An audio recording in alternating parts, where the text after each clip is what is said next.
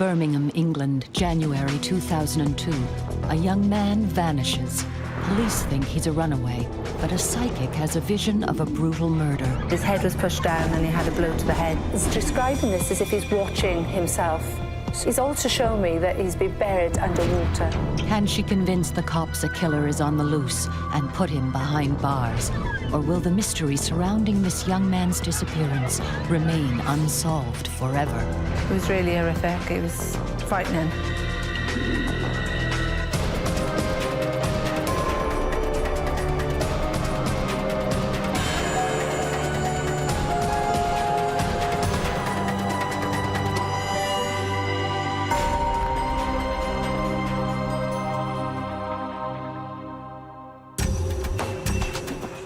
Birmingham, a bustling city in the heart of England and a centre of business and finance.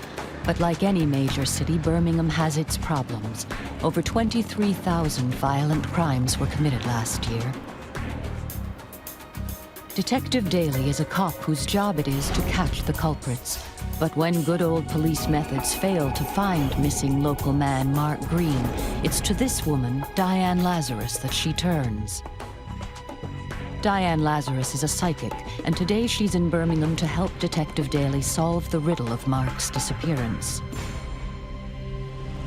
The story starts here in January 2002. 31-year-old Mark Green is out with a friend in the city centre. When he doesn't return home, his parents begin to worry. They called the police quite soon after the concerns became quite concrete, and they reported Mark as a missing person. Detective Marcella Daly is placed in charge of the missing person inquiry. Mark was a 31-year-old man that came from the Stetchard area of Birmingham. He was a lecturer at a local college in art and design. He had a great bunch of friends, two very loving parents and a very good supportive family setup. Mark's disappearance sends shockwaves through Birmingham's gay community. No one can understand why he would go missing or where he would go. Detective Daly's first task is to interview Mark's friend. Mark's friend wasn't treated as a suspect as such, however, he was a vital person within this missing person investigation, and he held vital information, and he was incredibly supportive towards the investigation. He tells officers what happened on the night in question. The night that Mark disappeared, he went out with some friends, decided that he was going to go on to another club, and his friend took the bus home. Mark was last seen alive on the 17th of January, outside, actually leaving the nightclub called Kudos in Birmingham city centre. He was seen leaving through the main doors, and then he was later seen just outside by CCTV. There are tens of thousands of closed-circuit television or CCTV cameras in Birmingham, but unfortunately Mark is only seen by one. Police make appeals on local radio for information about Mark's disappearance. You're listening to Birmingham City News. It's Monday, the 28th of January. West Midlands Police are launching an appeal for information relating to the disappearance of 31-year-old college lecturer Mark Green. Mark was last seen in the city centre on Thursday evening. There is concern for his safety and police... But no new information comes forward. In desperation, Detective Daly hits the streets and begins interviewing hundreds of potential witnesses. Hi. Can I just let you have a look at that, please? It's a missing person inquiry. This is a missing person inquiry. This is a missing person inquiry. Missing person inquiry. Have you seen this person at all? No, I haven't. Have you seen this person at all? Not at all. Can I just give you that? OK, thank you. There was obviously contact with a range of friends, and also friends that perhaps he had lost contact with. There was also contact with other areas that he'd been to in his life, whether it be university or friends that he'd visited. There was nobody that came to light that would have any need or intention to hurt Mark in any way. The police are baffled by the case. It seems Mark just disappeared into thin air.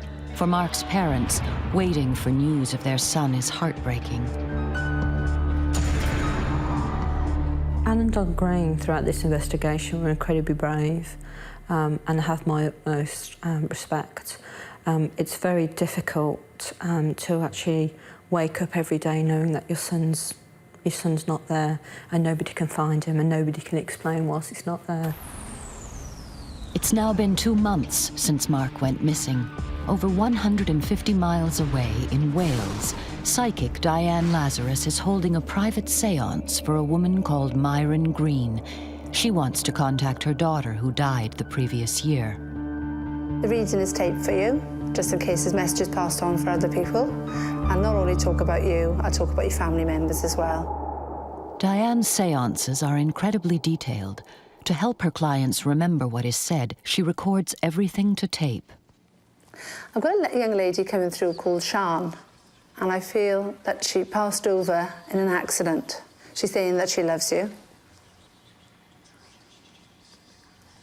She's now bringing in a gentleman called Mark.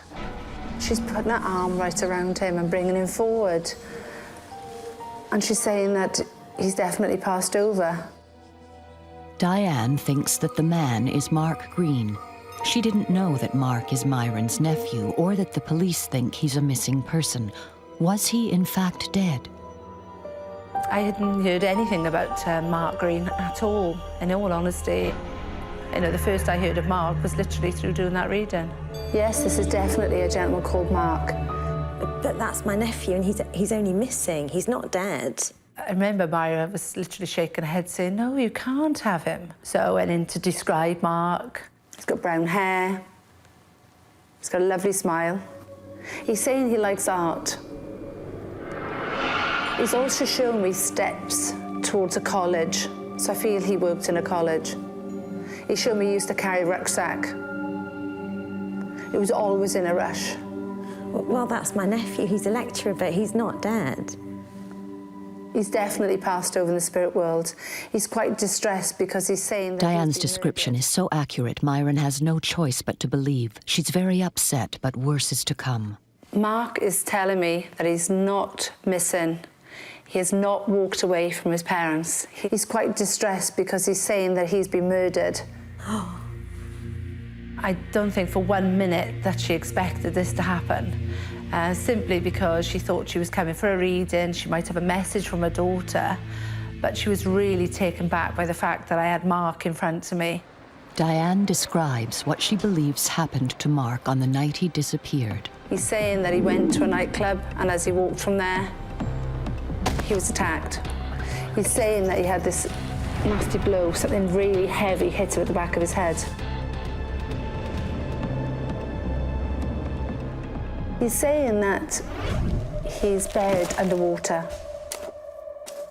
And then went on to say that it was a lady that's going to help solve a case. It was a lady that was short hair, nice eyes. He also mentioned there was going to be a television appearance. And after that, the crime will all be solved. But is Diane right? Has Mark been killed and buried underwater? Were the police wrong in thinking he is just missing? Myra was really taken back. I remember seeing her slumped in the chair, just couldn't believe what I just told her. And she said she was shaking with this tape in her hand, saying, I know what I'm going to do with this tape. I'm going to pass this on and get it to the police.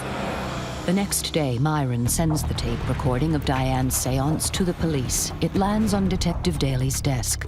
But will it convince her that Mark is not a missing person? Mark is telling me that he's not missing. He's been murdered. Detective Marcella Daly is in charge of the missing person investigation. I think on hearing the tape, my feelings were a little bit mixed at first. It's a very difficult thing to kind of listen to, but I thought it was important to remain open-minded. He's saying he's got jeans on. He had a denim jacket on at the time that he was murdered. She came up with information with regards to location, interesting information connected to Mark's parents. But she also came up with information with regards to me, which was quite surreal, really. There's a police officer, a lady. She's got short hair, lovely eyes. And she described me as a key figure in the investigation. On the tape, Diane can be heard describing Mark's appearance, his movements that fateful night. She tells of a blow to the back of the head and a burial underwater. There were some elements that weren't what perhaps you would call guessable. You know, there was some information, some factual information with regards to this inquiry that we purposely kept out of the media, and Diane had touched on a number of these points. Detective Daly asks Mark's parents' permission to contact Diane.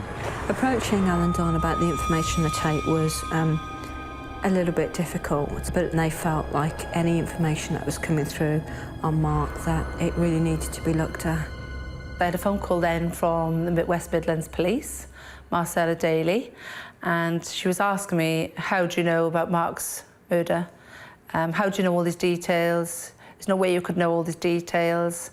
It was, she was very much taken back as well, and I felt I was being really questioned, big time. So I just answered as best as I could and tried to explain that I'm not a crackpot.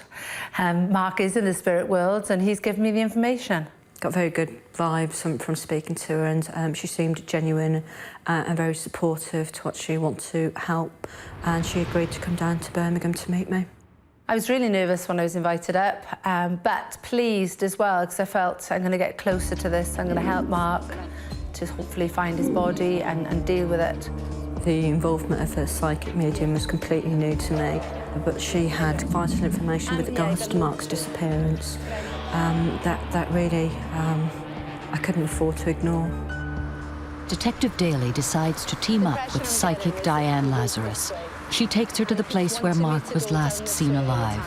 Can she make a psychic connection with Mark and help convince Detective Daly that he has been murdered?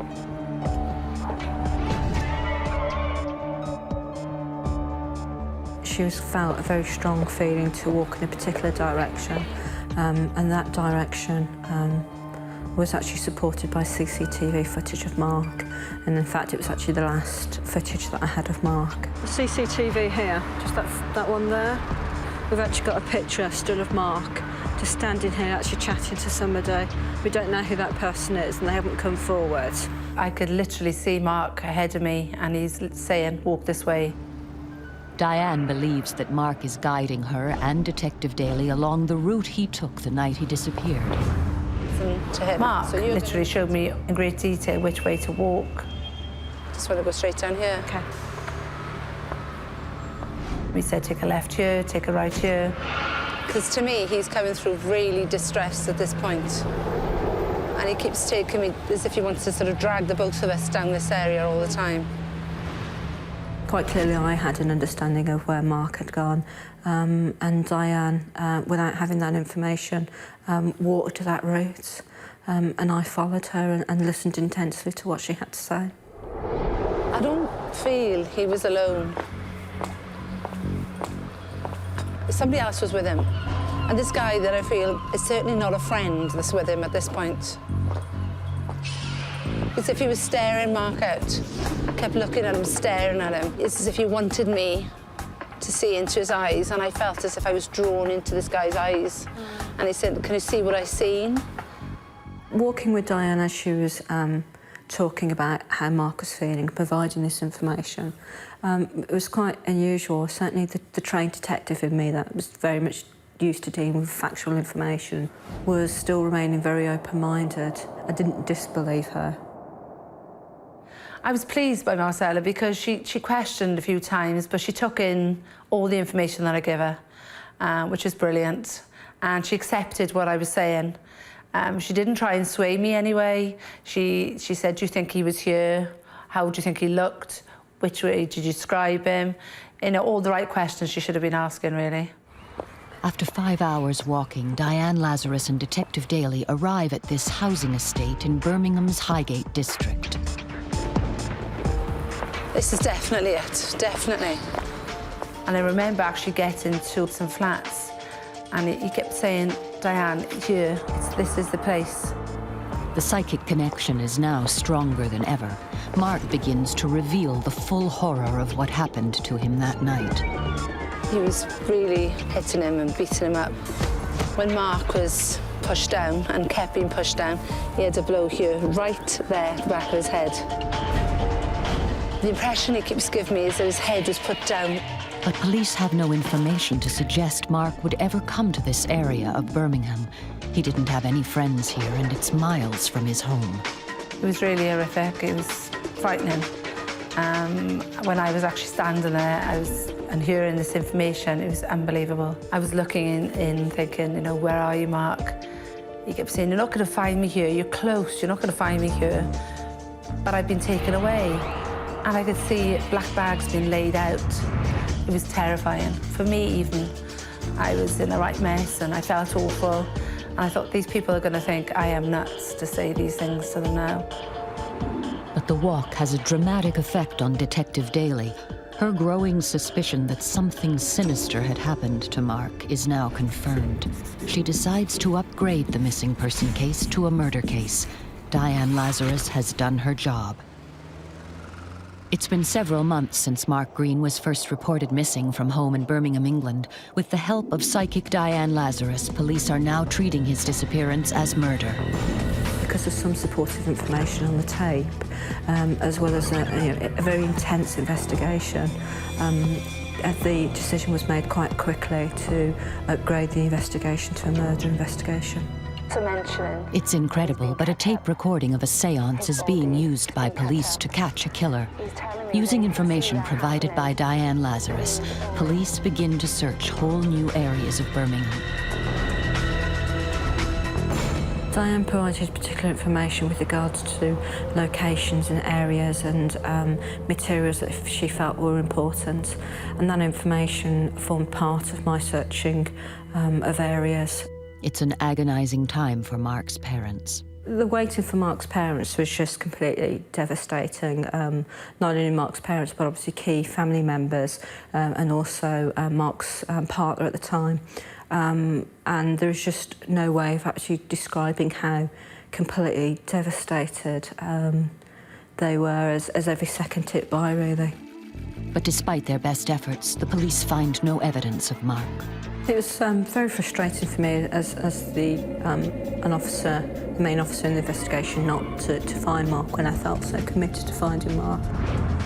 It isn't just Detective Daly who's growing frustrated. The length of time that Mark was sort of waiting for this case to be resolved, it was actually frustrating for Mark. But in that time, I actually did his mum a reading, and his dad. And Mark actually told me that there'd be a television programme, and after that television programme, the whole thing would be actually solved. This is the second time psychic Diane Lazarus has said a TV show will lead to the crime being solved. The first time was during the seance over 5 months ago. When Diane spoke on the tape, she mentioned the use of media, a wide range of media, but also that we'd be attending a TV show. Incredibly, in May 2002, Detective Daly is called and asked to take part in a talk show. There's going to be a television programme. With Diane's words ringing in their ears, she agrees to take part. I certainly felt with regards to Mark Green that we really could not afford just to ignore it. I felt I had to justify to the inquiry, and I felt I had to do it for the parents. And Marcella rang me and said there is going to be a television programme, and I was really taken back. I remember watching it and thinking, it's not going to be long now. A very unusual step, but it felt... During the programme, Detective Daly is criticised for using a psychic in the investigation. This was a real help. It enhanced the investigation. Yeah, I noticed you used a very kind of careful word there, enhanced. It was quite critical of the approach that I had personally taken with the use of clairvoyance mediums. What I stress and what's important for any family that's considering this, that there are lots of people out there that will take advantage, quite clearly, but there are still people out there that have talent and do want to actually help people when they're in such a vulnerable state to find missing loved ones. The broadcast comes as a shock to one man in particular. Scared that the police are closing in, he decides to save himself and step forward with information about Mark's disappearance. A person called James came forward and basically provided information to say that his brother was responsible for the murder of Mark. And that he was responsible for helping his brother dispose of Mark's body. I was pleased that this gentleman had walked into the police station and obviously said that he'd been involved in committing the crime. because it's exactly what I'd said. I said there was going to be a television programme, and from that moment on, I knew somebody was actually going to own up to it, so to speak. Incredibly, Diane was right. A television show has brought a killer to the surface. But what did happen to Mark on the night he disappeared, and where is he now? James's brother, Robert McMahon, is a neo-Nazi with a history of violent crime. Police arrest and charge him with the murder of Mark Green. But despite intense questioning, Robert refuses to confess to the killing, but James does talk. He tells police that Robert killed Mark on the night of January 17th in his flat in the Highgate district of Birmingham, the exact location Diane led Detective Daly to months earlier. I remember Marcella giving me a call up and saying that the place where I'd taken her was actually a spit away from where Mark had actually been murdered. So it was well worth going up to Birmingham and taking that walk. Before this case, Diane Lazarus had no connection to Birmingham. There is no way she could have known either the area or Robert McMahon. So how did she come so close to the murder scene? Weeks before, months before, I was standing in the spot thinking, I can't be in the right place, no way. And yet, that information was brilliant. Sometime after the murder, Robert McMahon takes Mark's body by taxi to his brother James's house in Coventry, 50 miles away. With James' help, they bury him under a pond in the back garden, just as Diane had seen in her horrific vision months earlier. When I found out that Mark's body had been buried under a water feature, it was just unbelievable. It just proves that Mark's detail was so phenomenal, really. On June 7th, 2003, a forensic archaeologist is brought in to excavate the site. As each layer of soil is carefully removed and analyzed, a body is discovered. 12 hours later, human remains are exhumed. After forensic tests are complete, the body is identified as Mark Green, and the cause of death is finally revealed.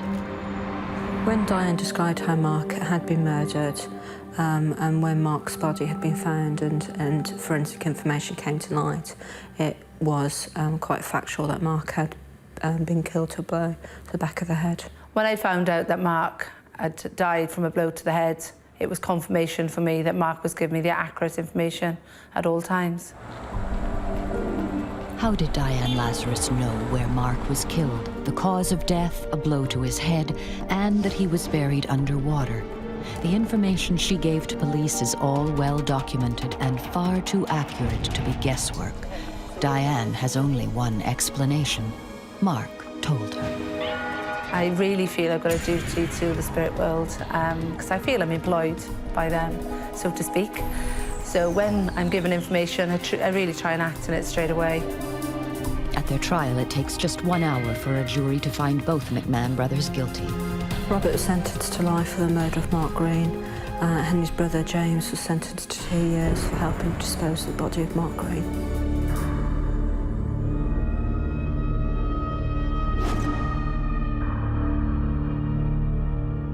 I think Mark's parents had basically been to hell and back with Mark's disappearance and murder. I think the case, when it came to an end and when the two were found guilty and sentenced, was a relief to both Anne and Don. But again, it just re-emphasised the great sadness and the great loss in their life. But why did Robert kill Mark? Was it because he was seen leaving a well-known gay bar? Was this a homophobic attack? Or was he just in the wrong place at the wrong time? If this was just a random act of violence, would police have solved this case without Diane Lazarus' information?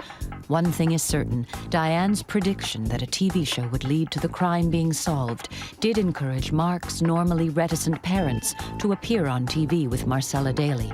Without that show, James McMahon may never have come forward and given evidence against his brother, Robert. I think Diane was helpful in solving this case. She certainly enhanced the inquiry and provided information that led to a number of lines of inquiries and obviously with the end result of finding the people that were responsible for Mark's murder.